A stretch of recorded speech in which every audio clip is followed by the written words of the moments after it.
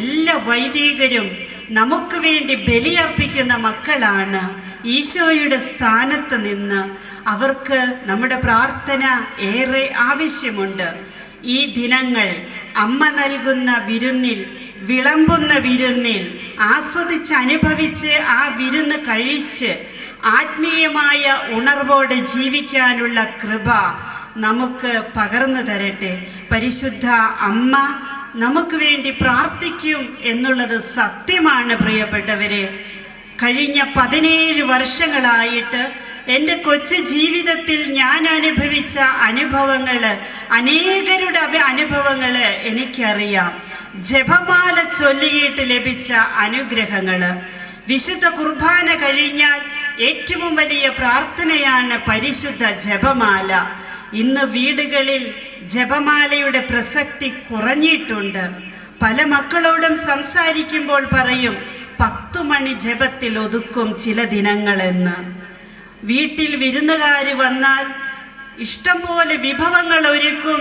മറ്റുള്ള ആഘോഷങ്ങൾക്കൊന്നും ഒരു കുറവും ആരും വരുത്താറില്ല. എന്നാൽ പ്രാർത്ഥനയുടെ സമയത്ത് ചിലപ്പോൾ മാത്രം ജപമാല ചൊല്ലും. തിരുഹൃദയ പ്രതിഷ്ഠ ചൊല്ലി കിടക്കുന്ന കുടുംബങ്ങളുണ്ട്, എനിക്കറിയാം. പ്രിയപ്പെട്ടവരെ, 24 മണിക്കൂർ ദൈവം തമ്പുരാൻ നമുക്ക് ദാനമായി നൽകിയിട്ട് 2 മണിക്കൂറും 40 മിനിറ്റും ദശാംശമായി ദൈവസന്നിധിയിൽ ചിലവഴിക്കേണ്ട മനുഷ്യ മക്കൾ കർമ്മജ്വരം ബാധിച്ച് ഓടിക്കൊണ്ടിരിക്കുകയാണ്. എങ്ങോട്ടാണ് മനുഷ്യർ ഓടുന്നത്? മനുഷ്യ, നീ ചിന്തിക്കുക. നീ ജനിച്ചു കഴിഞ്ഞപ്പോൾ തന്നെ നീ മരിച്ചുകൊണ്ടിരിക്കുകയാണ്. നിന്റെ അന്ത്യദിനത്തിലേക്ക് മരിച്ചു മുന്നേറുന്നു നീ, നിന്റെ നിത്യവിധിയിലേക്ക് ജനിക്കാനായിട്ട്. ഈ മനുഷ്യൻ ഉടയാടകൾക്കും ആഭരണങ്ങൾക്കും മറ്റു പലതരത്തിലുള്ള ആഘോഷങ്ങൾക്കും മുൻതൂക്കം കൊടുത്ത് സമ്പത്തിനും സമ്പത്തിന്റെ ലഹരിക്കും മദ്യത്തിനും മയക്കുമരുന്നിനും വലിയ സ്ഥാനം കൊടുത്തുനിന്ന് ജീവിക്കുകയാണ്. മനുഷ്യ, ദൈവത്തിന്റെ സൃഷ്ടിയായ നീ ഓർക്കുക, നിന്റെ ഈ അസ്തിത്വം ദൈവത്തിന്റെ കരങ്ങളിലാണ്. നീ നനച്ചിരിക്കാത്ത നിമിഷങ്ങളിൽ നിനക്കൊരു വിളി വരും.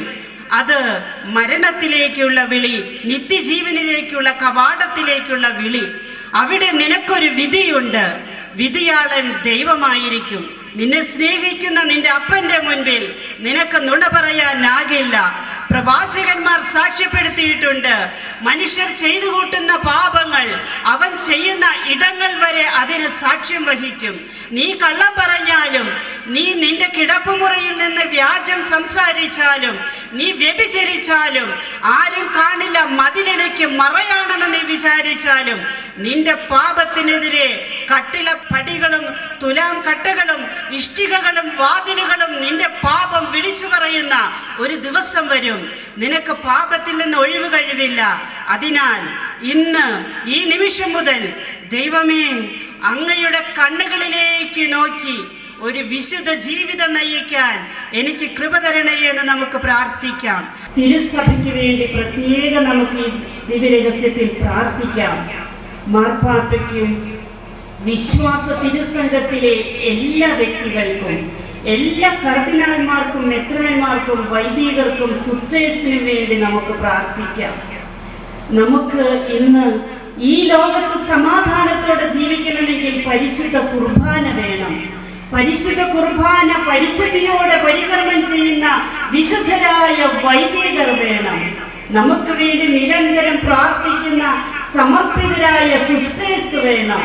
ഈ മക്കൾക്ക് വേണ്ടി പ്രാർത്ഥിക്കാൻ നമ്മൾ കടപ്പെട്ടവരാണ്.